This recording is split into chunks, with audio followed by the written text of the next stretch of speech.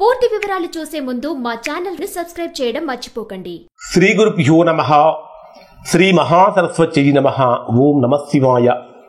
Narayana Sastry astrology channel వీక్షిస్తున్నటువంటి ప్రేక్షక మహాశీలకు స్వాగతం, సుస్వాగతం. ఈరోజు మనము 2025 సంవత్సరం మార్చి నెల 1వ తేదీ నుంచి 15వ తేదీ వరకు వృశ్చిక రాశిలో జన్మించినటువంటి వారికి ఏ విధంగా ఉందో తెలుసుకుందాం. వృశ్చిక రాశి వారికి ప్రధానంగా 2 గ్రహాలు ప్రతికూలమైనటువంటి స్థానాలలో సంచరిస్తున్నాయి. మిగిలినటువంటి గ్రహాలన్నీ కూడా అనుకూలమైనటువంటి స్థానాలలో ఉన్నాయి.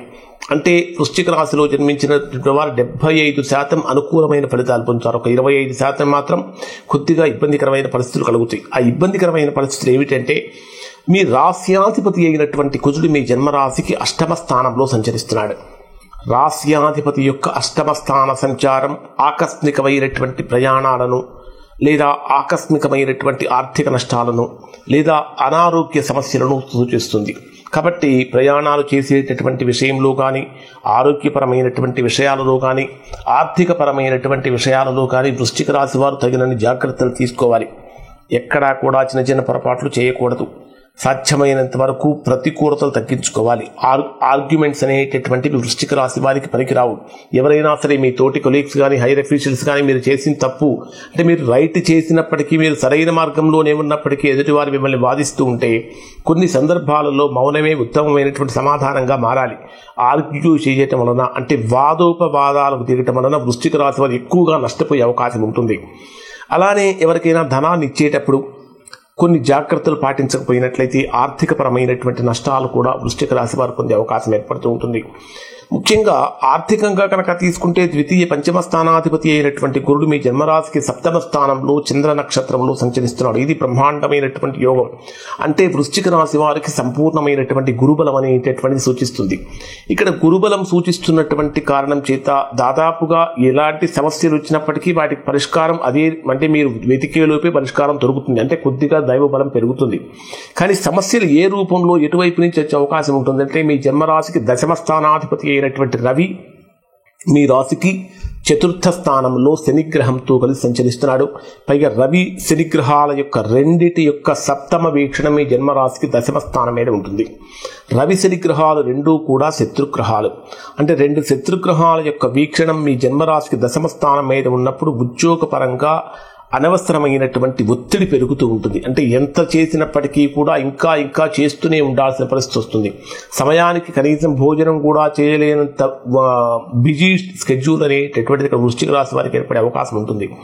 దాంతోపాటు విద్యార్థులను కనుక పరిశీలించినట్లయితే 4థంలో రవిశని గ్రహాల యొక్క కలయిక కారణం చేత విద్యా సంబంధమైనటువంటి విషయాలలో చాలా జాగ్రత్తలు పాటించాలి. ఎక్కువగా శ్రమ తీసుకోవాల్సి ఉంటుంది. అలానే ప్రధానంగా మీ జన్మరాశికి 5వ స్థానంలో శుక్రుడు సంచరిస్తున్నాడు. పంచమాత్ పూర్వపుణ్యం, పంచమాత్ సంతానం. 5వ స్థానంలో సంచరించేటటువంటి శుక్రుడి యొక్క ప్రభావం కారణం చేత మానసికంగా ఆనందంగా, ఉత్సాహంగా, ఉల్లాసంగా ఉండటానికి ప్రయత్నిస్తారు.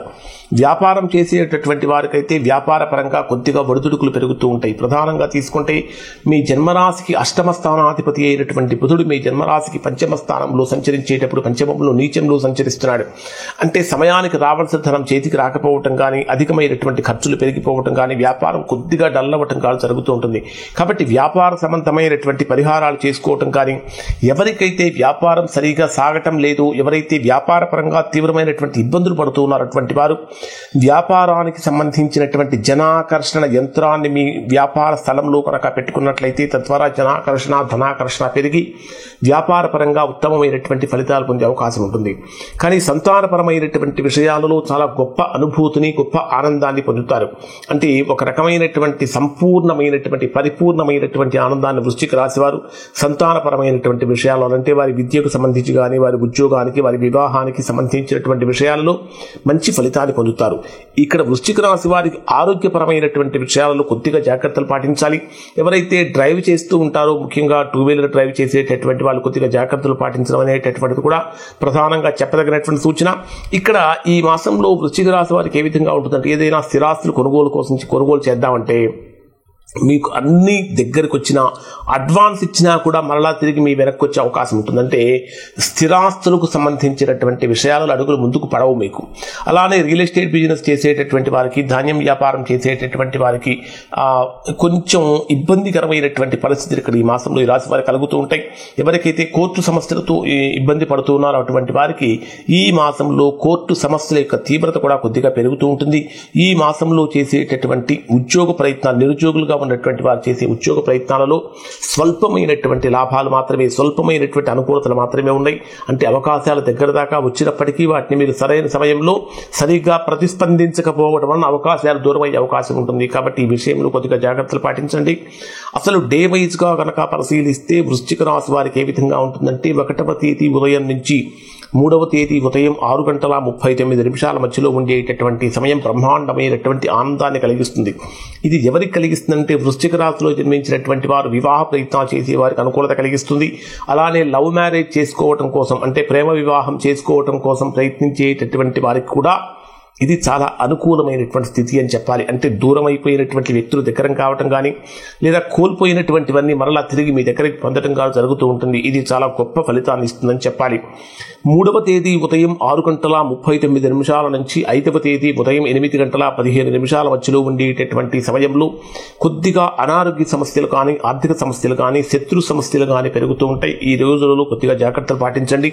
ముఖ్యమైనటువంటి విషయాలు అగ్రిమెంట్స్ చేసుకోవటానికి కానీ, పెట్టుబడులు పెట్టడానికి అనేది అనుకూలమైన సమయం కాదని చెప్పాలి. 5వ తేదీ ఉదయం 8:15 నుంచి 7వ తేదీ ఉదయం 11:50 మధ్యలో ఉండేటటువంటి సమయం బ్రహ్మాండమైనటువంటి అనుకూలతను యోగాన్ని ఇస్తుంది. ఇక్కడ 5, 6, 7 తేదీలలో చేసేటటువంటి ఏ పనికైనా సరే మధ్యలో బ్రేక్ పడటం అనేటటువంటిది ఉండదు.